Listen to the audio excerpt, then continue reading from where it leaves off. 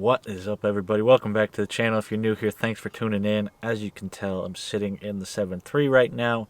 Just drove over to the shop because today is a day that I need to get some much needed maintenance done on the 7.3. Stuff I've kind of been putting off for quite a while that needs to get done. So it's not going to be a terribly exciting video, but that's just part of owning a truck and owning an older truck.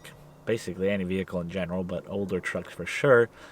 You got to keep up with them and maintain them to keep them in working order. So what I have to do today is I've been putting off the oil filter change in my Airdog. I think I'm probably at like 15,000 miles on it right now, which really isn't that bad. But it's time to get it done. And then, if you followed me for a while, you know I've had brake issues on the past on the front brakes with these. The caliper pins themselves get seized up. And they just, obviously when they're seized up, they don't move very well, and so I'm wearing through my brakes a little bit faster, and it's probably taking a small hit on my fuel economy. So it's time to actually fix those. I got brand new brake caliper brackets. So that time 5 times really fast. Brand new brake caliper brackets. Got new brackets and new caliper pins for it, so hopefully that'll clear up all the issues I'm having with it. Everything else on the brakes seemed fine. The pistons seem fine. The brake pads seem fine. The rotors seem fine.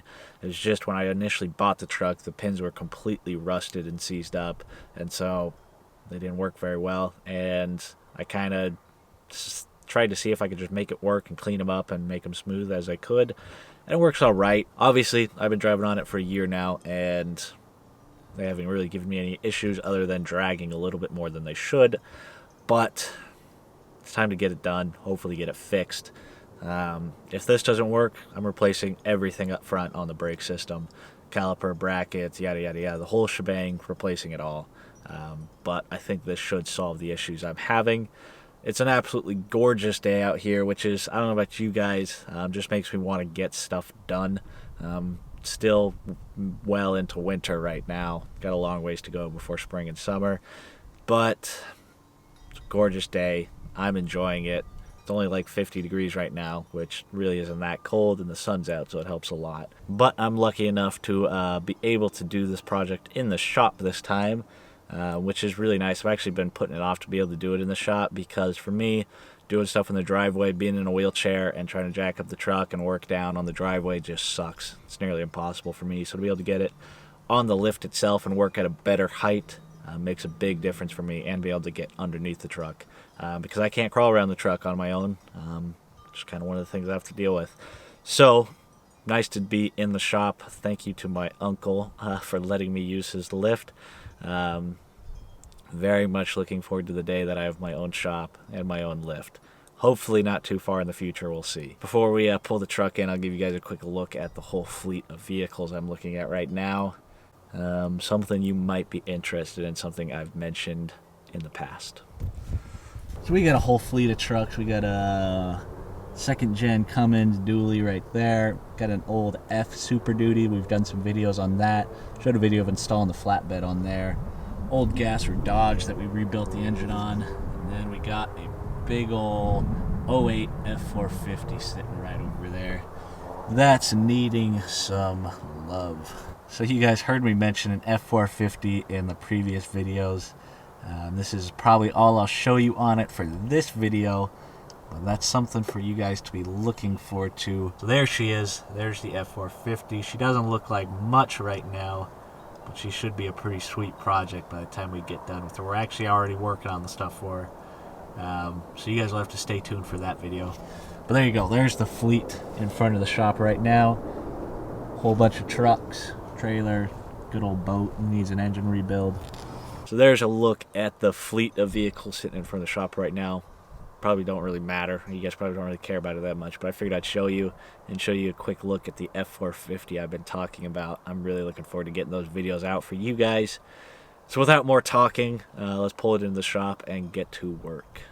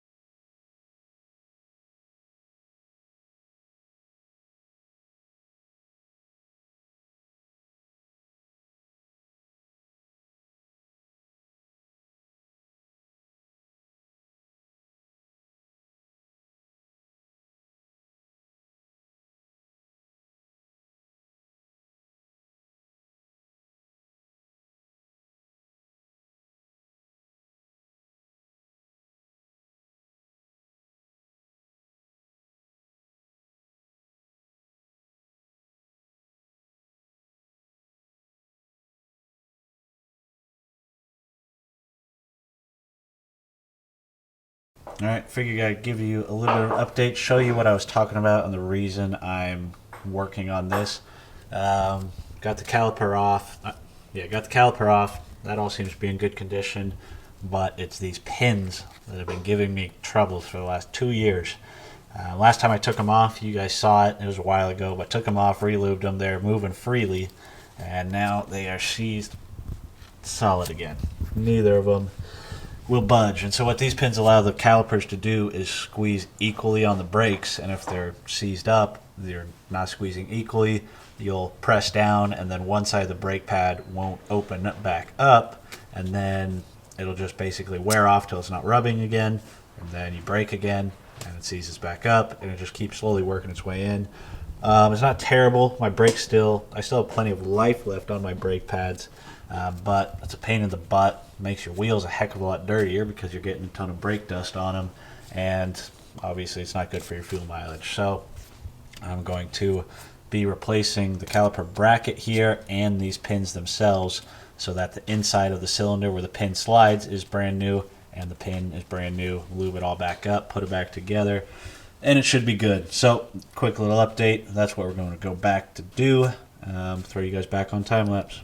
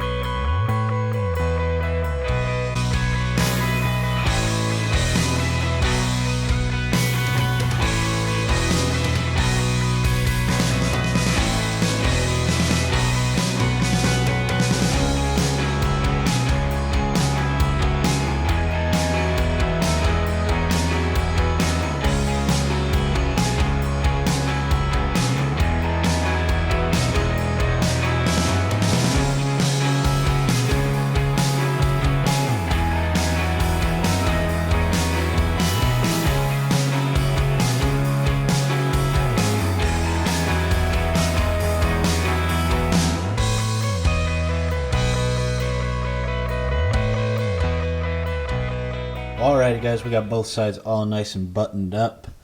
You can see brackets all nice and new, calipers old, we got the new pins in, and she's all moving freely now. This side was actually better than the other side. This side was still moving freely. The other side was completely seized up, which I'll show you on the bracket over there. But basically, see if I can do this for you guys, you'll be able to see that the whole bracket can now shift on the pins. That's probably, you probably can't even see that, but the whole bracket now can center itself. So now that when the calipers squeeze in on themselves, the caliper itself can actually center on the rotor instead of one side just pushing on it or pulling on it.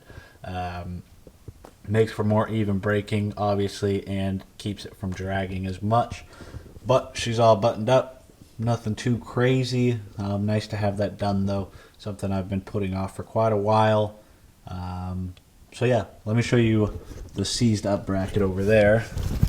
So this is the bracket that was on the passenger side, and literally I could hit this thing with a hammer, and these pins are not moving. They don't twist, they don't budge. They are completely seized in place, and that's basically the pins just got seized inside the slots themselves. When I bought the truck, these little rubber boots had popped off, water had gotten inside, and they were completely rusted. And so what I did is I went through and sanded them down real good and tried to clean them up the best I could, and it worked out. But it was a band-aid, really. I just kept running into that they would keep getting seized up. So hopefully this will be the final fix of it all.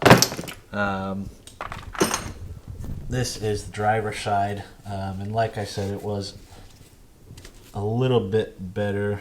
Let's see if I can get you guys in some light. So this is the driver's side. It was a little bit better. As you can see, these pins actually still move freely as they're supposed to. This is what they're supposed to be able to do.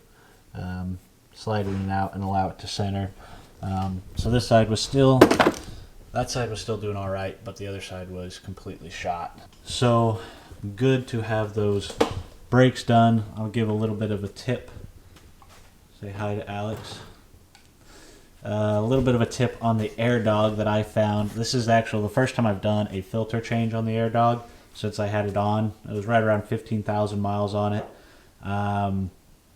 There's not a check valve or a check ball in the pump itself, so clamp off the feed line going up to the engine bay and the suction line going to the tank. Otherwise, you're just going to keep draining your whole system, especially if your Airdog is lower than your tank.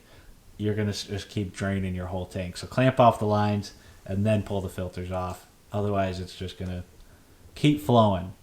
All right, so there we go. I think I'm going to call it an end to this video. I know it wasn't all too crazy, just maintenance stuff, but that's kind of how it goes. It's not always fun, big projects. Sometimes you just got to get the stuff done and get them working right. So that's where I'm going to wrap this video up. I guess, as always, if you guys like the video, leave it a thumbs up. If you have any questions, leave them down below, and I'll get back to them the best I can. I showed you guys the F450 in the beginning of the video. Now I'll give you guys, if any of you guys stuck around to the end, give you guys a little bit of a teaser on what's coming next for it. We'll see. Some of you guys may recognize what that is. That's all I'll show for now. If you guys have any guesses on what's going on with the F450, leave them down below, and I might confirm or deny what it is. With that, that'll be the end of the video. Thanks for watching, and I'll catch you guys on the next one.